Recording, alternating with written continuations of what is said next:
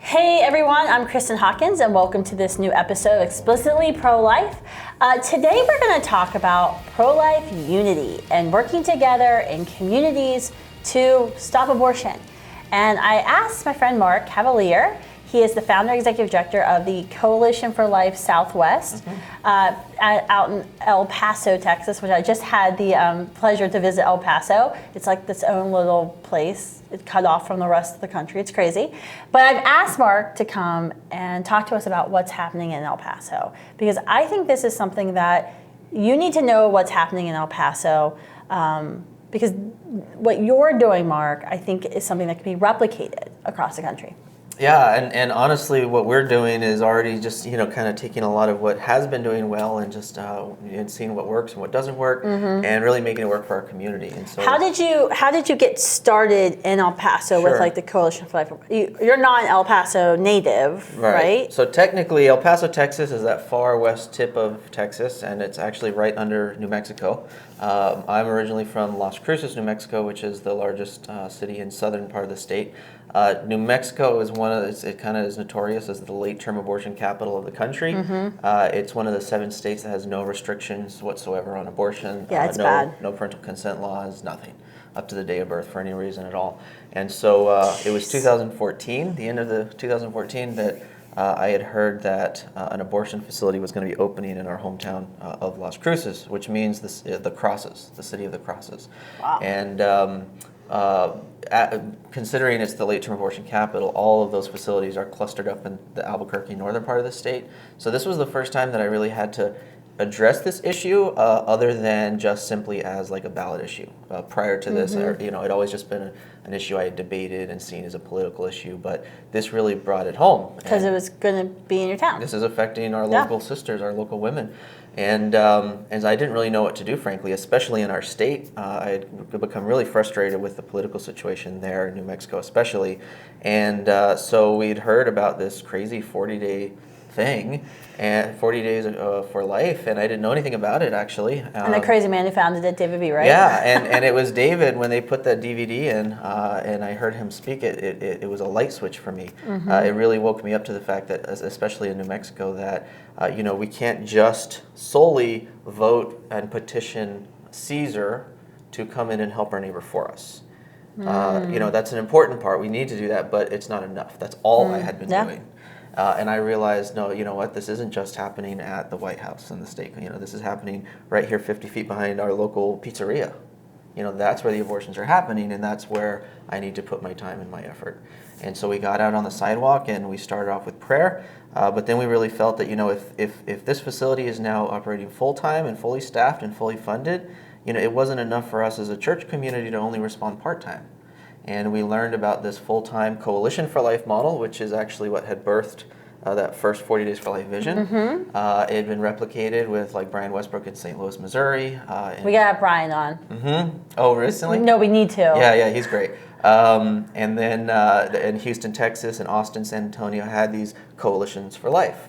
And so we were really interested in that and learned more about this model. And the following year, we launched our own Coalition for Life of Las Cruces originally. So what did the Coalition for Life do? So you were doing 40 Days for Life. What else? Initially, it was 40 Days for Life. Okay. And then in 2015, or 2016, after it was founded, we started doing some fundraising. And then so in addition to 40 Days for Life, we started emulating Brian Westbrook's method of sidewalk outreach.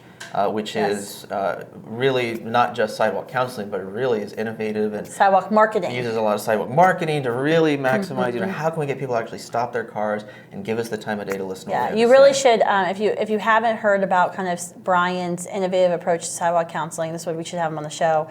He kind of developed this model of, because in the Planned Parenthood there in St. Louis, which is the only Planned Parenthood left in the state, I've been there many times protesting and doing rallies. They're on this busy street, and so women are going right into this gated parking lot, and so they were having a hard time like getting cars to actually stop. And so they have this whole model of like how to get girls and people to like roll down their window, and so that's awesome. And like I want to point out that's so awesome to hear that instead of like trying to figure out, oh, how do we do it? Let's look at what's already being done And is there something that's already being done? Because I'm a big believer in like, don't reinvent the wheel. I hate reinventing the wheel. It's a waste time, right? Because we're up against a time crunch, right? Like we're trying to save as many babies as we want. And so if we're always trying to like restart stuff, it's going to waste time. It's going to waste money. Like find something that's working, and maybe you have to make a little tweak, but you can always improve upon that, right? And it's part of what I think is an important virtue that will lead into the unity more so, which is humility. It's realizing that, I don't have all the answers. I don't have the experience. I don't know what I'm doing. If we did what we thought we need to do, it'd fail, and rightfully so. But if we look at the people who are doing it and doing it well and learn from it as well as what's not working, then we can say, hey, like let's adapt and emulate what's, it's best practices in business. Yeah. And sometimes in the pro-life, we just like, we got this. It's really funny because in the business world, they learn from each other, emulate all the time because it's about bottom line, how much money, what are the profits I can make. Now we're not this in it for profit, but we're in this for Christ's profit. Yeah, exactly. But somehow it's like But we get, it's crazy because I'm like, well, no, we're not making money off this, but we're saving babies off this. So why wouldn't we have that same kind of business mindset of let's look what else is happening in the marketplace and how can we adapt? So you started this in Las Cruces. Las Cruces, and so we raised enough funds. I was able to quit my job that I'd been doing and start doing this full time. Which I'm sure that was like a super easy decision for you, right? Like, let's just quit my job. Like, so I suggested to my wife, I said, there's this guy in St. Louis who has started doing this full time, and I'm not sure. And she's like, that's awesome. Quit your job. Let's do it tomorrow. You have a great wife. Yeah. So she was fully behind me, and I was like, slow down, hold on, we got to do this right. But that's the one good thing about the pro-life movement. The leaders who are married have incredibly supportive spouses who allow us to be crazy. And I mean, I remember my husband just said the same thing when we were launching Students for Life. I was like, I don't know, like I can probably get paid maybe a little bit about what I'm getting paid now, but I'm not going to get benefits. I'm going to have to work all the time. Like, what do you think? Like, should I do this? And I think thankfully we didn't have children at the time, so Jonathan was like, well, if it's complete failure, we won't be on the streets, right? We'll have something we can do. And so he was like, go ahead and do it. He might have forgotten, or not know how crazy it was going to be, but yeah. Yeah, and shout out to my, all of our spouses, my wife at home homeschooling the kids now. But exactly. And it's similar to not duplicating efforts. On the same hand, part of what the St. Louis message is realizing is that rather than trying to stop someone on the side of a busy street and get them to make totally alter this big decision that they made in 20 seconds with a stranger, realizing that there's a better environment for counseling someone into choosing life, which is our pregnancy centers. They're doing amazing work. They have professional counselors. This entire environment. This is what they do. They're experts the best in this field. And the best in it. And so rather than us trying to duplicate their efforts in this really horrible time and environment on the sidewalk, realizing if we can just get them in the pregnancy centers and do it in a unitive way, realizing we don't have to take credit and be the ones to actually save the baby, as long as the baby is saved. And so we want to connect her to the care that she needs to empower her to choose life so she can save her baby. So we actually don't count saves. That's not what we're in the business of. We're in the business of empowering the moms to save their babies. And that's pretty innovative. Yeah, and so really we're just the sales force for the pregnancy centers. Yeah. Everything we do on the sidewalk, we don't even talk about abortion. We're just like, hey, you can save a bunch of money. We can get you in. We can hook you up. We can shuttle you over there. Whatever we can do to get you in their front doors. So smart. So rather than trying to get, say, 10% of women to choose life right now on the spot, if we can get 30% or 40% to go in the doors, to go to the pregnancy centers, where then 90% of them will choose life, we're now having more business more lives saved, more business taken away from the abortion industry. Can you see why I love him? And 8 months after we launched the sidewalk, first of all, for the first year and a half in Las Cruces that we were doing more traditional sidewalk outreach, we only had about 2 cars actually stop because the logistics were horrible. Yeah, you had the same similar because it was the pizza. Oh yeah, we couldn't even see the front door of the abortion facility. Okay. But and they do that on purpose, by the way. Oh yeah. They try to build clinics or relocate their clinics in places where they know it's going to be difficult for sidewalk advocates. Most people were going to other businesses passing us. So we started using more of these marketing techniques just to get people to stop. And the first few hours that we launched this, we had 6 people stop, more than the whole year and a half combined. And we immediately were getting texts from the pregnancy centers, hey, we're getting your coupons you just started handing out today. And 8 months later, we didn't expect this to happen as quickly as it did. In fact, it was kind of providential. David Bureck came out to our inaugural banquet just a few months after we launched this. And we had a little kickstart banquet in this little bingo hall with a dirt parking lot and 250 people, and raised $83,000 with this, our first event. And David actually said at the event, with this level of full-time focus, it's just a matter of, very, very soon he predicted that this facility could close. And lo and behold, it was only 30 days later, only 8 months after we launched the Sidewalk outreach, that the facility shut down. What happened was, lo and behold, they happened to have a high rent at that facility, and when we called the hotline for Whole Women's Health, they said, oh yeah, we had to close our Las Cruces branch because of financial trouble, because all of a sudden we weren't getting enough patients. And that's the whole mess. Because it was an independent clinic. It was part of the Whole Women's Health chain, which is the second largest chain after Planned Parenthood. It's a Texas-based chain. Okay. And they were actually bragging, this new New Mexico facility where they crossed the state line into New Mexico after the HB2 thing in Texas, and where they were bragging, now we can actually get tax dollars from New Mexico taxpayers, which we can't do in Texas. Yeah, now we don't have to worry about 24-hour restriction. They were bragging about this, but what they did not count on was the community of Las Cruces stepping up, because we didn't believe that we can't sit around, especially in our state, waiting on our bureaucrats to join us. You knew you had no help. We know we had no help, so we just said, hey, they came into our backyard on our watch. It's up to us to stand up and help our local sisters. That's an incredible story. And Las Cruces showed up, and they couldn't. And I think that's important too. I think a lot of people don't understand that these abortion facilities, they're businesses. They're not doing this because they love women. We obviously know that. And so if they don't make money, they'll shut down. The independent facilities are actually, they've been going out of business. I mean, now Planned Parenthood went from 2000, they were doing 15% of all abortions in this country. Now Planned Parenthood is doing 40%. And they're saying, well, it's because of these trap laws, Right. Well, it's because Planned Parenthood continues to get government funding. And so a lot of their centers actually operate in the red, but they can operate centers in the red because they're getting so much of our taxpayer dollars. And so they can it just all kind of washes out. And they also make like hundreds of millions of dollars in profit every year. So they're actually doing better than washing out. But these independent centers can't afford it. And so I remember one time I was meeting with an expert who had studied this for a while, and he said that he believed that they were abortion facilities in general only operate on about 10 to 13% margin, a profit margin. Right. And so if you can impact the business by 10 to 13%, any business. If you were out in any business, if you suddenly from 1 month to the next lost 20% of your business. If we lost 10% of our support in 1 year, that would be significant. Yeah. And so that's the power of going out and showing up in spite of the laws or the lack of laws, in spite of the politics, the church showing up and saying enough is enough, and we're not going to allow them to be able to profit off of this. And they're just in it for the money, right? And so if you can take enough if you can hit them in the bottom dollar. Yeah, I love your story because it's you guys are in the middle of nowhere. I was just there, it really is. You've got this horrible state legislature, so all these odds were stacked against you. And yet you guys fought back. Like, that's a pro-life movie if I've ever heard of one. So, okay, so you won. And I take no credit for this. I didn't even know what I was doing. Again, I'm just emulating people who have been doing this before me. Well, you were willing to serve. Well, we said yes, and we just did what God continued putting in the front of us. I've said that multiple times. I am literally just the body. Right.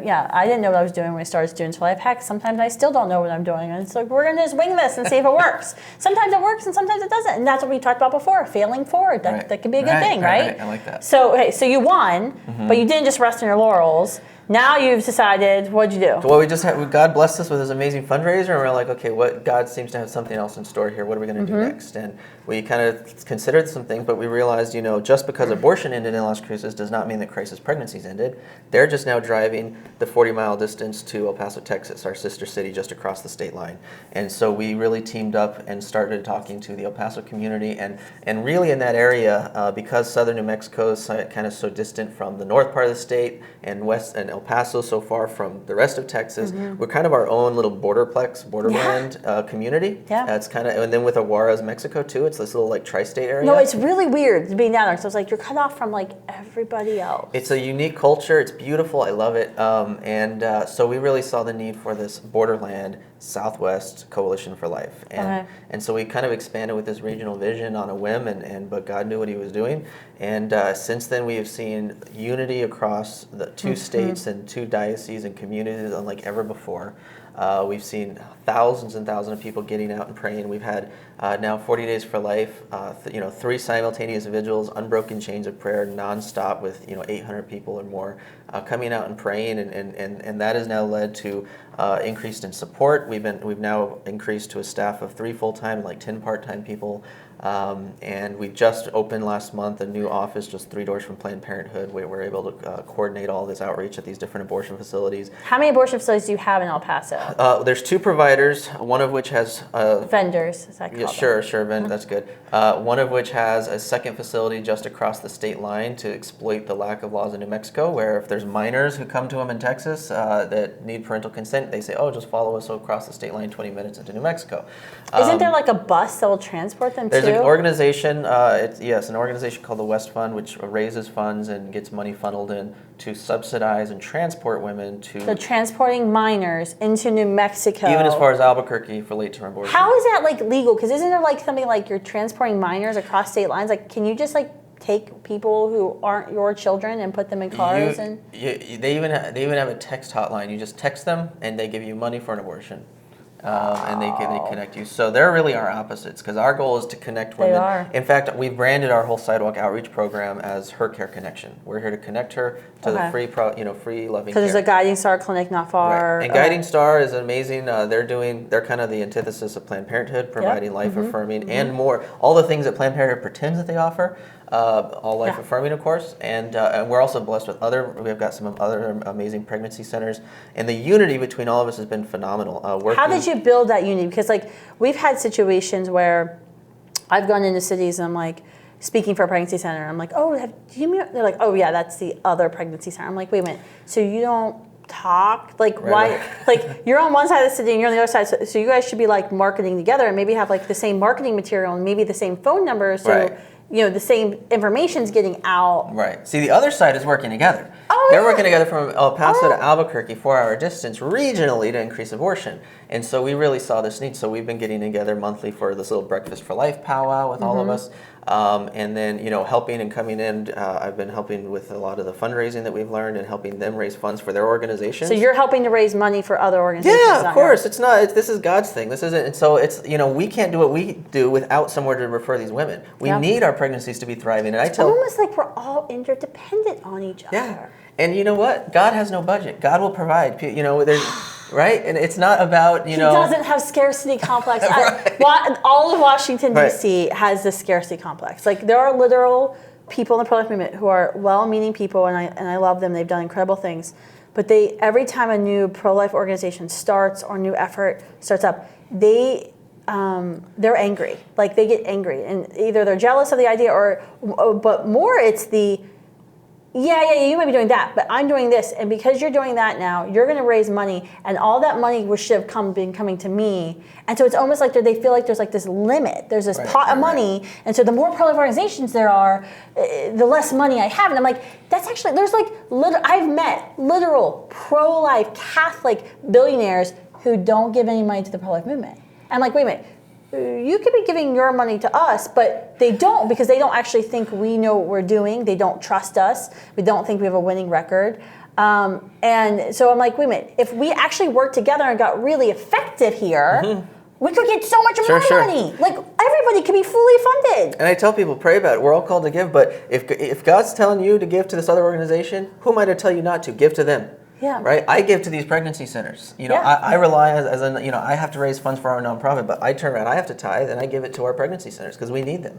And we helped the Guiding Star Center raise $250,000 with their kickoff banquet, we've been. Everyone must love you because we started. So then we saw a need for the one thing we didn't have was seeing on the sidewalk and trying to get them in the centers. One thing that helps is if care is free, immediate, and visible. Well, we have it free, and it's pretty close, but it wasn't immediately visible. We saw the need and the benefit of having a mobile ultrasound unit on the sidewalk. We really needed that to help take our mission to the next level. So just last year we raised the funds to get a Save the Storks van. And then again, rather than duplicating efforts and now are we going to launch yet another pregnancy center, or do we just say, hey, there's people in the community already doing this really well. Let's just let them do it. So even though we raised the funds for it, we're just going to lease it to them for or give it to them. We don't care whose name is on it as long as the women are getting the help. And so did you hear everyone hear what he just said? So he raised money for a Save the Storks van. Save the Storks gave him a grant as well, right? And now you're going to give it or lease it for like $1. You're talking $1 a about month. We don't care. To the pregnancy center to run it, to operate. To run it. Sure. I just need to like take a minute to appreciate. Well, who better to run it? Like, I know, but we don't want to learn. You're making such sense here that I just need everybody else to hear what you're saying. How long would it take us to try to figure out how to do what someone else is already doing really well? So we'll lease it to them. Here's an amazing thing. There's a second pregnancy center on the east side of El Paso, Pregnancy Fatherhood Solutions, which I love their name. It's built into helping the fathers as well. At the same time, God again is working because we thought, you know what, there's 2 abortion centers. We're going to get 1 mobile unit, which is a great start, but we still really could use 2. At the same time we applied for ours, Angel Wicker at the Pregnancy Father Solutions also applied, got a second grant for a second mobile unit. This is the first time I know this is happening. Just again, this is just all glory to God. But Angel and I were able to coordinate on this, and so even on the design of our 2 separately independently owned Storks vans, we designed them to look similar enough that when they're covering both facilities being run by 2 different legal entities, we're at least working together with one mission, one idea, and that no matter which one of these facilities women go to, they'll recognize that's one of those vans that does free ultrasounds because we work together to design them. Now, and you think how much more scary that's going to be to Planned Parenthood, because now you're not going to have 1 van, you're going to have 2 vans. So it's like, holy cow, they've moved in with a fleet of vehicles. Because like the whole, what's the Art of War? Like there's Art of War, then Saul Alinsky, and all these different like tactical things that I read. And this one of the Saul Alinsky tactics is power is not what you have, it's what your enemy thinks you have, right? And yeah, like they're gonna think there's a whole fleet of, it's great. I love it. I love everything you're saying. It just takes getting together and praying together once a month and having a cup of coffee and just saying, hey, how can we help you? How can you help us? And just working together, and that's what terrifies the side, because they count on us being prideful and divided and all trying what we think is best and not doing it what God is calling us to do together. So I think that's so amazing, because I think especially in the national pro-life movement, I get a lot of questions sometimes of like, how do you not get burnout, and how do you? It's a common question I get from like our fellows and students and other young professionals. You're kind of thinking about engaging in the pro-life movement for a full-time kind of career, I hate saying career, but like mission. And it's very similar for me because I'm like extremely competitive, so I won't get burnt out, right? Because I always want to be the best. It's a weird question for me, because I'm just like, I don't know, you need to have somebody else who doesn't have my personality. But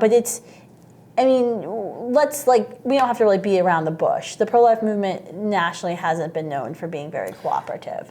And so, like, when I was down in El Paso this past weekend for the March for Life, and I know we're going to air this a little later, but it was such like a breath of fresh air to see everybody working together and to see the partnership you had this incredible March for Life, which a Students for Life fellow Marcos helped plan. And you had all the different pregnancy centers there. You had all the different parishes.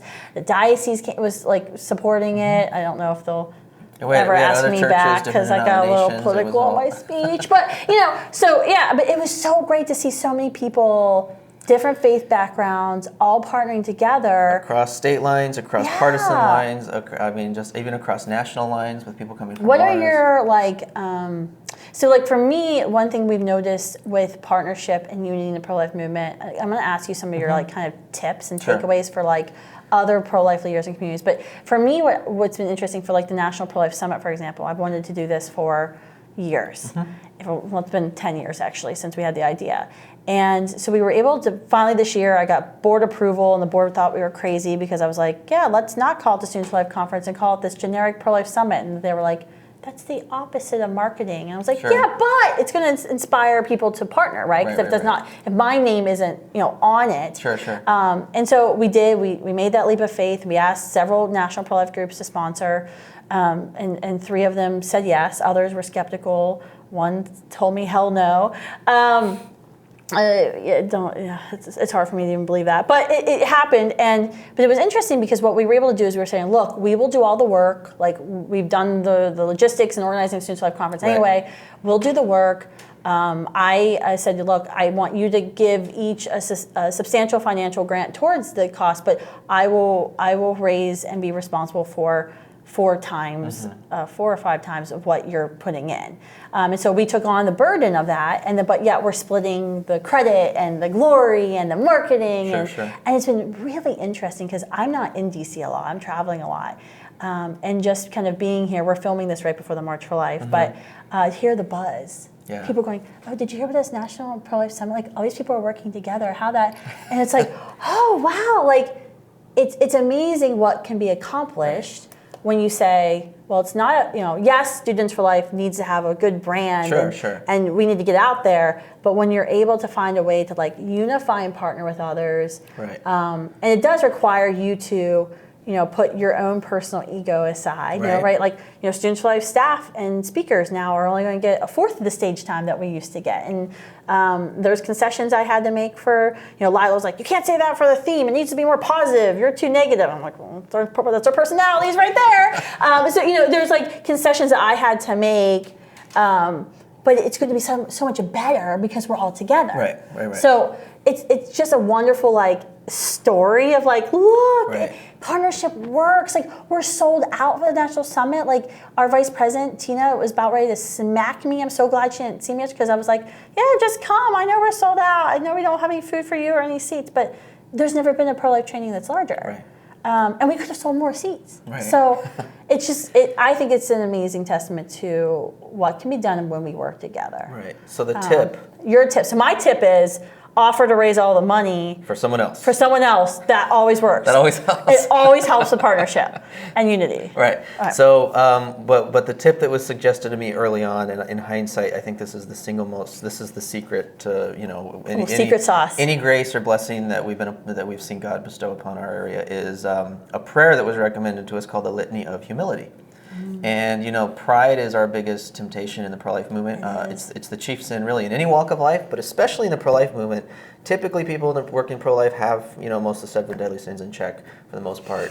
So pride's always the doorway, and especially what we're doing because it is a noble cause. And there's 2 parts to what we do. There's the side that's on our side that pats us on the back and praises us as you are so amazing. You're just a hero. You're a warrior for the unborn. It makes me really uncomfortable when you say that to me. But And it's really easy for that to get to our heads. And now the opposite side of pride is the side that wants to protect our dignity, when the world persecutes us and comes after us and wants to say negative things about us, our pride makes us want to say, let's tone down, let's back up, let's not go to the sidewalk, let's not do necessarily what we're called to do because it wants to protect our dignity and our ego. Or could you also say too, some people get really excited of, I'm under attack. Right, true. So there's a prayer called the Litany of Humility. It wasn't necessarily written with the intent of being, but I think it's the most important prayer we can say as a pro-life people. And it goes through, it's just a list of petitions saying, deliver us from the desire of being loved, the desire of being honored, the desire of being praised. And now it's not saying these things are bad. It's not saying deliver us from being loved or honored, but from the desire of being loved or honored. Are we in this so that the Coalition for Life or Students for Life be honored and revered and set up on a pedestal? No, we're in this so that the moms and the babies will be revered and honored and loved, not us. And but then it switches gears and it says also deliver us from the fear of being humiliated and persecuted and suspected and gossiped about and all these different things. And those are the 2 sides that really are what cause all the divisions and the downfall. Can you send me that? Absolutely. You can probably just Google it. You can just find it, and we get prayer cards and but every single. I was thinking every National Pro-Life Leader meeting we should just start out with that prayer for now. Every Coalition for Life meeting, every time we get together, this has kind of become our anthem because we realize we're not in it for us. We're not in it for the recognition. If we work every day, and the Coalition for Life and Students for Life, these are tools to do what we need to do. But at the end of the day, they're going to crumble at some point, right? It's not in it for us. It's not the organizations. It's not our 40-day efforts. It's not our vigils. It's not our marches. It is God. It's the body of Christ. And these are all things that are important. Absolutely. We need to do these things. But we got to realize it's not us. It's not our things. It's not our actions. I think that's really hard when you talk about crumbling. I'm like, Students are like crumbling. Oh. At some point. But it's interesting because we're always changing tactics. Right. And that's what's kind of unique about us. Like, if something's not working, we're going to blow it up and put it together. And we're going to figure out what's working. And your strategies remain the same, right? Your mission remains the same, but your tactics shouldn't remain the same. And I think it's a pride. I was having a animated discussion one time with a person who called me, pro-life leader called me, upset about Students for Life groups weren't engaging in this one tactic on campuses, and this person remained convinced that I was like single-handedly telling all the Students for Life groups in America not to do this. I'm like, first of all, I wish they would listen to me that closely because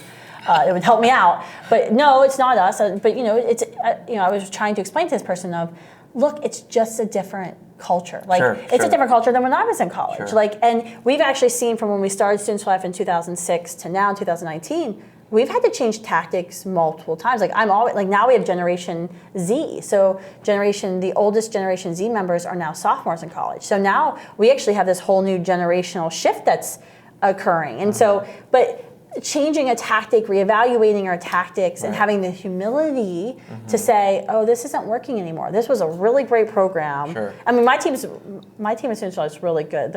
Hey, Kristan, we know you think this is a good idea, but it's not. So I'm like, oh, okay, yeah. Right. So we have a good team that's not afraid to tell me that I'm being an idiot or making a mistake. And I think it's prayerfully discerning, looking at the data and saying, is this actually what God's calling me to do, and is it being effective and efficient and ethical with the time and resources that we have? Yeah. And really discerning on that. The other part of it too is that I'm obviously a huge advocate for the methods that we've learned and developed, and I have reason to say, I don't see anything else that, has been effective, at least in our area. However, I'm not ever going to say, oh yeah, look at what we're doing is the best. It's the only way, because someone else might prayerfully discern a genuine calling from God to do something totally different that I don't get. Right, but who am I to say like, oh yeah, God's not calling you to do that, right? So I'm never so I'm going to invite people to come and learn what we're doing and try it out and see the fruits and the benefits. But at the end of the day, prayerfully discern and do what God's calling you to do, and I think that's always going to lead towards more cooperation and unity and fruit. Yeah, I think prayerfully discern what God's calling you to do, but also realize that God's putting people in your path, putting people in your life that maybe you should listen to as well. Sure. Because I've had people say, well, I've been called to do this work and I'm a prophet, and prophets were stoned, so I don't care if you think that I'm doing anything effective, and I don't care if no one likes. I'm like, but there's other, God also wants you to be like wise too, right? Like he also wants you to win. So I think that you have to be careful with God called me. I'm like, yeah, but God also put this person in your path so you can meet them and possibly learn from them. Sure. So what I love what you're doing is something that, David B. Wright, he was on a podcast a couple months ago, and founder of 40 Days for Life, and it's funny because David talks about you a lot. So like when I met you, we were like just fast talking because I already knew a lot about Mark because David has worked with Mark for 40 Days for Life, and so I told David that we should let Mark in our little club. So we're going to let Mark in our club, but. David and I have talked about this a lot over the past couple of years, especially since he's left 40 Days, of this need. There are winnable battles. Like you won that huge battle in Las Cruces, right? I did. God did. Well, God did. Okay, but your team did, right? Sure. You're all working together. You're on God's side. But the national pro-life movement wasn't paying attention. Like Washington, D.C. has no idea what you guys accomplished. And so I think a lot of times in the pro-life movement, we focus on like what happens here, but like there are battles in your community that you can totally win. Right.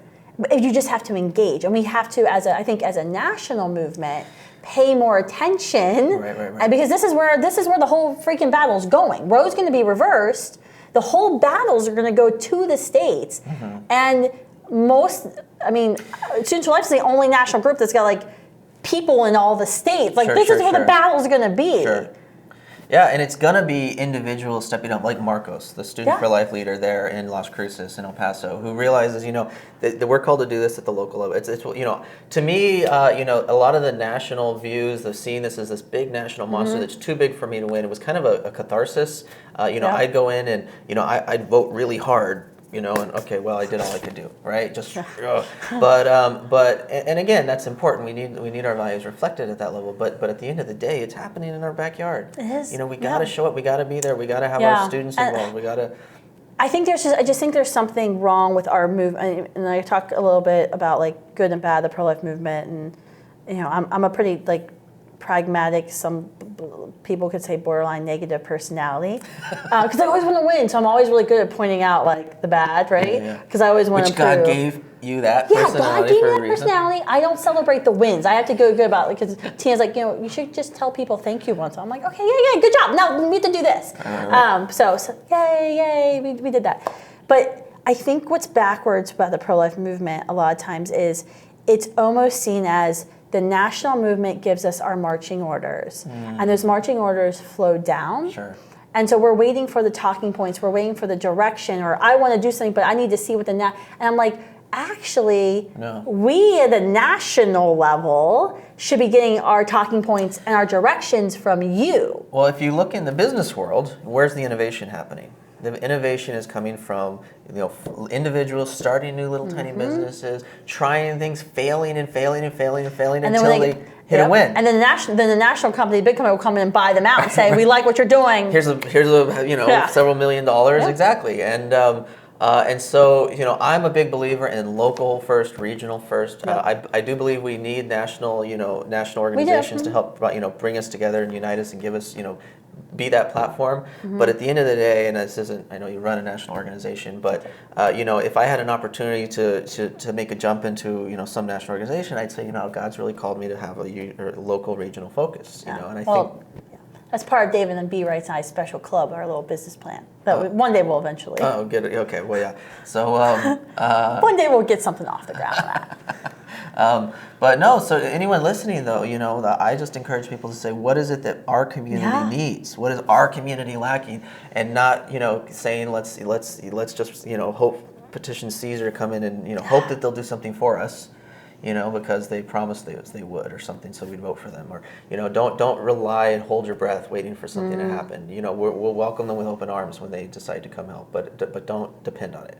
Just do it. Just figure out what needs to be done and what you need to do it, and do it. Yeah, I know. That's why I'm like, it's such a blessing that what we do at Students for Life is like, we're like a national organization, but we're not really here in DC. We're on the ground, and so our ears on the ground, hearing from all of the Students for Life groups, and what makes you an effective national organization is because you are regional. You have regional coordinators, and you have local campus, coordinators with local people, boots on the ground, doing the local regional work. I get immediate feedback, Mark, if I do something that people don't like. Let's put it that way.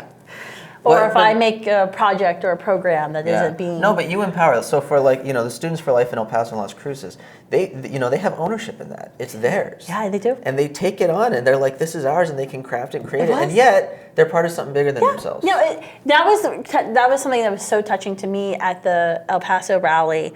Was I was getting ready to speak, and there was a pastor on stage, and there was a bunch of students backstage, and they weren't talking to me. They were like, and so they get up, and Marcos is like, "Oh, watch this, Kristan." So Marcos wrote with another student a skit. Right. And the skit, and I'm trying to figure out how to take it and send it to like all the supporters of Students for Life, because I'm always struggling with like how do you appropriately show somebody the power of the pro-life generation? It's not about the number of groups we have. It's these individual conversations. So these students at a local Catholic church worked with Marcos. They wrote a skit, and essentially it's what happens as a Students for Life leader on campus. Like they had our little banners, and they had like a table, and so they were like acting out conversations they had, and what happens after the conversations in the dorm rooms, the babies that are saved, and I was just like crying because these kids had no idea who I was. They weren't coming up to me like, "Oh, Kristan, let me take your picture. I follow you on Instagram." They had no idea I even existed. Right. Okay. So once again, being a pro-life movement is very, for me, a humbling experience. Didn't know I existed or what I was going to say. But here they were, they knew they were part of Students for Life. They knew what the pro-life generation was. They were acting out what it is to be in the pro-life generation, the power of it. Right. I just loved it so much because I was like, this is great. Like, this organization can totally survive without Kristan Hawkins. I can get hit by a bus today, and it's still going to go on. And in a similar way, when they were doing the skit too, one of the students was acting out the role of one of our sidewalk interns on the sidewalk with the yellow vest and all. Oh, yeah. And I was like, it's become this thing, like this is just something this crazy idea that we started, and now the next generation is picking up the ball and running with it. Yep. And so I got a little bit of that. Yeah. Yeah. No, I found it really inspiring for me. I actually wrote a letter on the plane ride home the next morning. I wrote a letter to all of our supporters. Like I started out like, I can leave SFLA now. Then I was like, don't worry, I'm not leaving. But it was meant something to me because it's like when you build these organizations and you're building something, you're always questioning, because your true leadership is measured in the legacy you leave. Did your Students for Life group survive after you left? And that to me is the measure of, was this a godly inspiration? Because if it was from God, God does not need us. No. God does not need us. He makes it very clear all the time. Yeah, one brief analogy that a priest told to me was, if I have, as a father, if I have to paint the house over the weekend, and my little 4-year-old says, "Oh, I want to help," I might think, "Oh my gosh, this is going to make the work last longer. They're going to make a mess. I'm going to have to clean up. I'm going to go have to fix all their messes and all that." But a good father says, "Yes, I want you to help. I'm calling you to help. And I will help you. I'll do that." And that's what we do. We make messes. God could do this so much quicker and easier and cleaner, but we make messes and we're making it take longer. But He's a Father, and He wants us to be a part of His work, even when we mess it up, and He has to fix our mistakes. And that's. So I should let my daughter help me cook, is what you're saying. Yeah, right. I know, right? Somebody's like, ugh. And you're just like, no, you don't do. It just drives you nuts, right? Yeah. If you don't think you're OCD, right, try cooking with your kids. Yes, yeah. And that's a great analogy, though. Yeah, and that's how God, I believe, feels, especially with the ProLife movement. You look at it, and it's just like right? Yeah. But we have to. We're keep flawed human forward, beings. like Yeah, no, it's very clear when you look at. We just celebrated 47 years of Roe versus Wade. I am firmly convinced we could have ended abortion before I was born. In 1984, we had a pro-life president who literally sat down with the pro-life movement and said, "How do we end this thing? Yeah. What do we do?" We had a Congress, we had a Senate, and we failed. There was a human life bill, there was a human life amendment, and there was a big fight. And you can watch the episode I talk about the history of the pro-life movement, a little bit about that. And you can also Google it. But it was Satan, and what you just said earlier about pride. Like we're not out there, drinking and partying all the time. Right. Most of us don't curse. So explicitly pro-life. I've actually had to watch because people get offended. I'm like, "Oh, I'm sorry." So it's explicitly pro-life in that we just talk about pro-life stuff. But it is also because I don't think the staff believed I could not go without saying a curse word. But anyway, it was actually David. No, David actually came up. David Beaver actually came up with the name of this podcast because we were joking one day, like, what's Kristan's brand? In the pro-life movement, because there's 3 brown-haired girls. There's Lila, and there's Abby, and then there's me. And it's like, Kristan's the real person. I don't have the perfect hair. I'm not always going to take the perfect picture. I don't have the great story. I'm just like the bossy person who's a little overweight. But we always get mistaken. Like at El Paso, I only had 2 people come up to me and say I was Abby, thanking me for inspiring them. Really? Yeah, so I had dinner with Abby last night. I was like, well, I just want to let you know, 2 people in El Paso. One guy's run for Congress because of you. He thanked me. So I just take it now. People come to me, they'll complain to me about, I didn't like what you said on Facebook. I'm like, that. Oh, sure, okay, or good job on TV. I was like, that was loud. Yeah, so, the pro-life movement is a very, humility. It's a very big on humility for me. But right. I do think that's really interesting is that's how the devil works. Yeah. That's how he works. We have to be okay, and part of the litany of humility, too, is deliver me from the fear of being forgotten. Yeah. And we have to be okay with the fact that we might have our small role in something that is only the portion that God wanted us to be involved in it, but it outgrows us and becomes something that's no longer ours. And we have to be okay with that. And we have to be okay with that. And we have to say, it's just about being obedient. Yep. Right? It's about being obedient. And there's times when yes, for marketing it raises awareness, it gets people involved, it gets people active. So we got to do it for the mission. Yeah. But then we got to be able to step back and say, this wasn't for us. That's wasn't it. For our ideas. The fear of, that's a good way to put it. You're so much more eloquent than I am. No, because we had a big kind of meeting about 2 years ago where we talked about, Kristan's brand, right? As when you're fundraising for an organization, a lot of times what people say and what's true is supporters give to the leadership of the organization. And so from fundraising perspective, Kristan Hawkins' name needs to be on things because people are investing in my leadership of the organization. Sure. But we had it at the time. We never really had kind of put me out there on campuses, and then we have a podcast and all these things now. And I had to have that conversation with myself and with team members of like, are we doing this because this is going to help the organization and this is going to ultimately help our mission, or are we doing this to help my ego? Right, and exactly. I really struggled with that because I called in David, I called in a couple of my other friends of like, do you think this is the right move for the organization? Right. I want to make sure what I think we need to do isn't my ego saying, Kristan getting sick of being called Lila or Abby. I need to make sure that I have a gut check here. Right. That what I think I'm being called to do isn't really my ego just saying, right. This is what you're called to do. Yeah, no, I have a hard time. I mean, and really that's the struggle. There's struggles to every walk of life, and one of the struggles in any kind of leadership position is knowing, like you said, people need a personality. People like to have, somebody to kind of guide them, and some people are called to help in that capacity. And if I have to get up and talk at a banquet and people clap and present an award or something like that, it's a struggle, because again, those aren't inherently bad things, but we just have to keep our pride in check and again realize it's all about the work that people are seeing. The best way to see it is that if someone is thanking us, that hopefully that means that they've been seeing a little bit of Christ in us. And it's Christ whom they're thanking, and we're just privileged to be in this capacity for the temporary time that we're called to be in it. Yeah. And so it's okay to say thank you. It's okay to say. See, such wisdom. I love that, because I always get really uncomfortable. We were down at the Lincoln Memorial last night, and Abby and I were filming this. I was like, hey, we're having dinner together. Let's do a State of the Pro-Life Movement. So we did this whole little thing, and everyone froze because it was 9 o'clock at night, and Abby was dying because she was from Texas. And we had this little group of students who kind of of course, all the students in DC are now pro-life. And a student came up to me at the end and was like, oh, I'm here because of your Instagram. And I have a really hard time with that. Sure. I'm always like, don't thank me. Sure. I'm not special. But that's a good way. Yeah. They're thanking Christ. And and Mother Teresa said it too. And we can even then start practicing a little bit and say, oh, thank you very much. Glory to God. And some people might say, oh, well, that seems like false humility. And Mother Teresa addressed that. So some people are going to, suspect you and say, oh, that you're not authentic and stuff. Let them think it. Yeah. Right. Let's just be obedient and do what we're doing, and they can worry about what they're being called to do. I don't think I've ever been accused. I've been accused of a lot of things, but unauthentic is not something I've ever been accused of. Let's put it that way. Well, no, but I thank you for all that you've done in coming out to El Paso, and when I say that, it's because I've seen Christ in you, and when you're not using profanity, that is. No, just. That's the best podcast moment ever. No, but I thank you for what you're doing, because I think you're what Do you're. Do have to cut a portion now? No.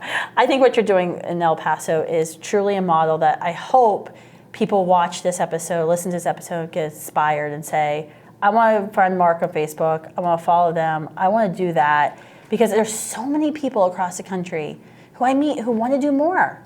And I'm an introvert, darn it. I don't want to be at home not doing this. And, God calls us to be out of our comfort zone. Yeah, but I'm a extrovert at work and an introvert at home. Functional extrovert. Yes, yeah. And so that's why at your big events and things, I'm always exhausted, because I'm like, I like to talk to so many people. Right. But I like to say babies, but I like to talk to a lot of people.